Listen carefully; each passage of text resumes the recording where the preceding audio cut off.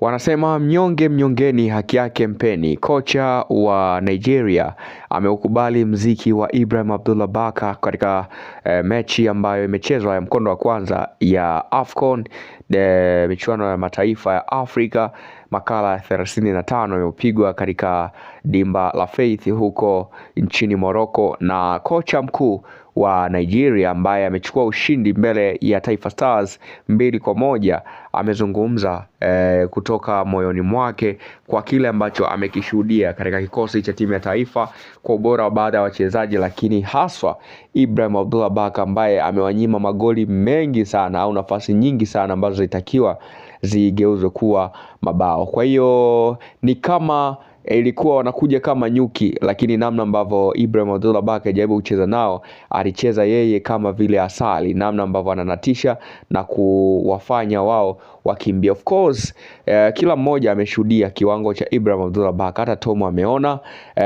Ni moja kati ya viwango ambavyo vinatarajiwa kuendelea kuonekana zaidi, kwa sababu tumeshashuhudia kwamba misimu au miaka kadhaa nyuma timu zetu za ukanda wa Afrika Mashariki, of course viwango vyao vilikuwa vidogo sana. This time around unakuja kumtaja mchezaji kama Ibrahim Abdullah Baka ambaye anasimamisha moto wa Ademola Lookman, Samuel Chukwueze, Simon Alex Iwobi, lakini anamsimamisha mtu kama vile Victor Osimhen the half man. Lakini pia unakuja kuona kwamba kiwango cha Taifa Stars kinakuwa kikubwa zaidi kulingana na wachezaji wanavyojitoa. So niseme tu kwamba Taifa Stars kwa sasa inafanya vile ambavyo inastahili kufanya, yani ni kikosi ambacho kimejieneza kwa ubora wa hali ya juu. Sasa kocha baada ya mechi ile aliulizwa maswali kadhaa kuhusiana na kile ambacho kimeonekana katika uwanja, performance ya Ibrahim Abdullah Baka, lakini pia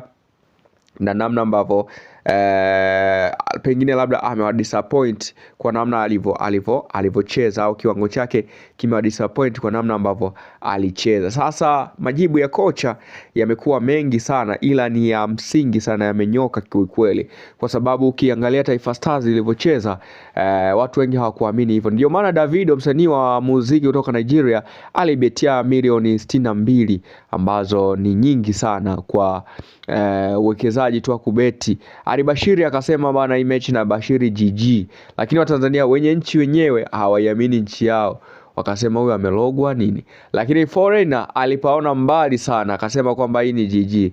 Of course imemlipa tena kwa performance nzuri, sio GG ya kutafuta kwa jasho, yani ni GG ambayo imetengenezwa kwa mkakati, classical match, na mechi ambayo imeonyesha kwamba wote wamecheza kifundi.